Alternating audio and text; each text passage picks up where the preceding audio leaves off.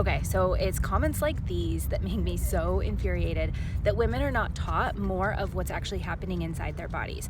Women that are 20, 30, something years old are trying to become pregnant before they actually figure out what's actually happening in there. So let me use this video to give a little bit of 411 on what ovulation is, or we all kind of probably know what ovulation is, but like what's actually happening and what are those cues, what are those signs that we can be looking for so that we know when ovulation has occurred. Okay, so here's our menstrual cycle. The beginning of the month, all of our hormones are pretty low and pretty steady. And then as the month goes on, my finger won't go up there, estrogen climbs.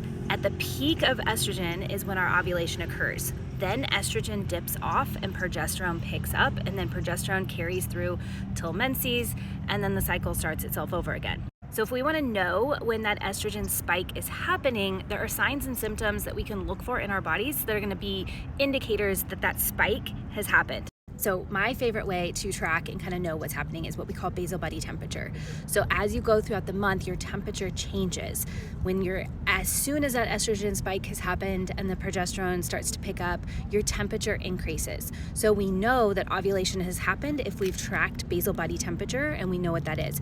There's a whole lot of nuance to tracking basal body temperature because this temperature change is so subtle and so slight that you want to make sure that you are using a thermometer or tool or device that's able to track that really sensitive, and that you're doing it when your body's fully at rest, like overnight. Might be a little TMI, but throughout the month your cervical mucus changes, and as you move towards that ovulation phase, your cervical mucus gets what we call like egg whitey. It's like sticky, it's stretchy. Like if you were to put it between your fingers, it could stretch between. It's like clear, sticky, stretchy.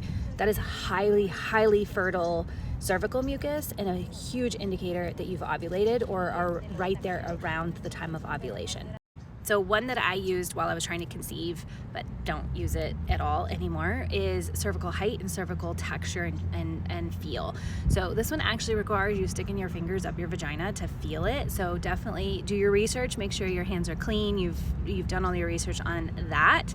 But as you move throughout the month, your cervical height and the texture, the width, like everything changes, indicating when you've ovulated and when your body's ready to conceive a baby and when it's not.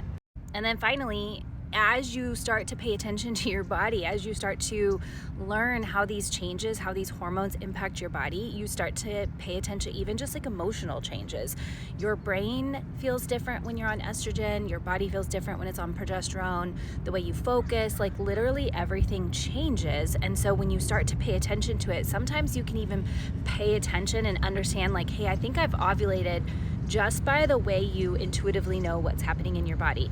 And then when you combine that with one of these other tools like basal body temperature or cervical mucus, it just makes it so much easier to be like 100% that's what just happened and that's where I'm at.